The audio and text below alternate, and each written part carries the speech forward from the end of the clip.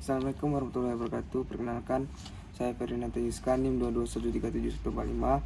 Kali ini saya akan menjelaskan laporan ke-8 saya survei pemetaan, yaitu mengukur luas tanah dengan metode polar.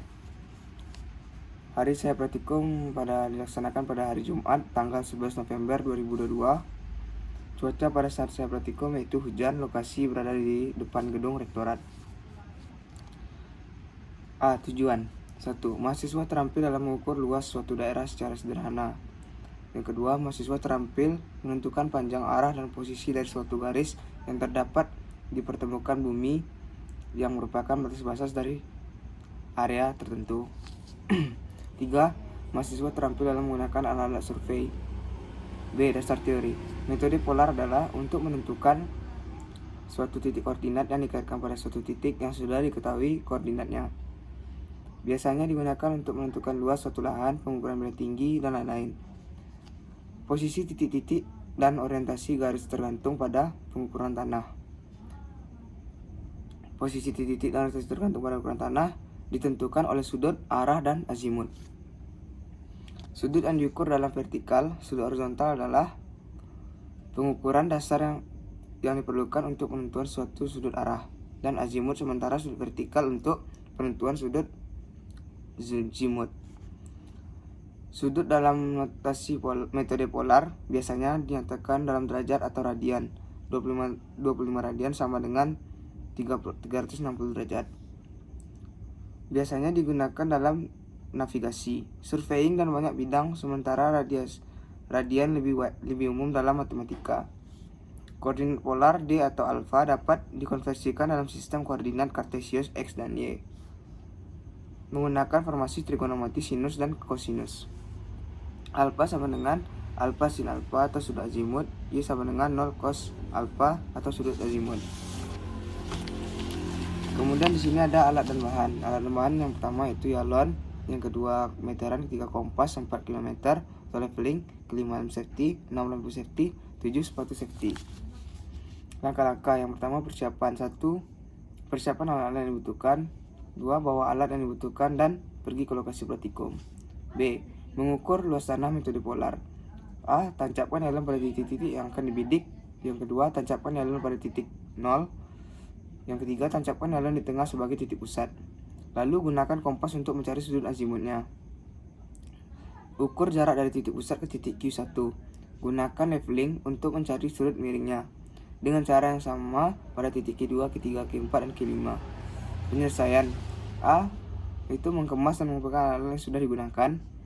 B. Membawa alat dan meninggalkan area praktikum. Berikut adalah contoh sketsa yang saya buat di lapangan bersama kelompok saya pada saat hari Jumat tersebut. Di sini kita mencari luas dengan rumus sigma kiri kurang sigma kanan dibagi 2. Data praktikum. Titik P1 tinggi alat 1,5 meter, benang tengah 11,82, benang atas 12,11 meter, benang bawah 11,41, sudutnya 43 derajat. Titik P2 tinggi alat 1,5 meter, benang tengah 12,24 meter, benang atas 12,60 meter, benang bawah 11,90 meter, serta sudutnya 96 derajat. P3 tinggi alatnya 1,5 juga, benang tengahnya 12,42 meter, benang atas 12,85 meter, benang bawah 12,8 meter, sudutnya 132 derajat.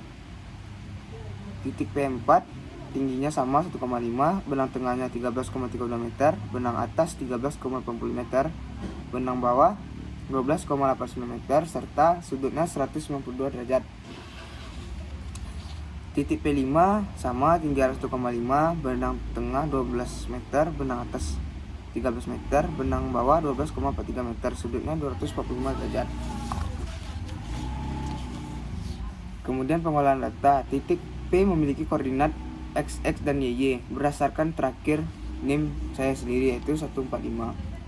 Jarak leveling ke P1 1 BA kurang BB dikali 100 sama dengan 1,211 kurang 1,145 dikali 100 hingga hasilnya 7 meter. Kemudian X0 Y0 sama dengan 145,145. Begitu juga dengan sampai jarak leveling ke P5. Kemudian ini hasil titik dan data yang sudah saya cari bersama kelompok, dan saya mendapatkan hasilnya, yaitu luas yang sudah saya cari menghasilkan 704,5 meter. Kemudian ada hasil pengolahan data. Alat ke titik P1 jaraknya 7 meter, alat ke titik P2 jaraknya 7 meter, alat ke titik P3 0,5 meter, alat ke titik 4 jaraknya 10 meter, serta alat P5 jaraknya 5,7 meter. Kesimpulannya itu, dalam praktikum ini menggunakan peralatan antara lain galon, pita ukur, kompas, pengukur rem safety, rompi, dan leveling. Yang kedua, rumus luas seluruhnya itu luas sama dengan sigma kanan kurang sigma kiri dibagi 2. Sigma kanan sama dengan Y1 kali X2 tambah Y2 kali X3 ditambah Y3 kali X4 tambah Y4 kali X5 tambah Y5 kali X1. Kemudian sigma kiri rumusnya X1 kali X2 tambah X2 kali Y3 tambah X3 kali Y4 tambah X4 kali Y5 dan tambah X5 kali Y1. Sekalian digunakan yaitu 1:100, artinya 1 cm pada peta sama dengan 100 cm pada jarak sebenarnya. Sarannya, 1.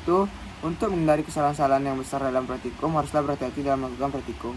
Yang kedua, untuk mendapatkan hasil yang baik dan maksimal diperlukan tingkat telitian yang sangat tinggi. Yang ketiga, jalan yang terjapkan harus benar-benar tegak lurus agar tidak ada kesalahan. 4. Semoga praktikum ini kedepannya lebih baik daripada praktikum yang sudah-sudah. Yang kelima, serta berdoalah sebelum dan sesudah melakukan praktikum. Inilah hasil gambar kerja yang sudah saya buat. Skalanya 1:100. Sekian presentasi dari saya. Apabila ada kesalahan mohon dimaafkan. Wabillahi taufiq wal hidayah. Assalamualaikum warahmatullahi wabarakatuh.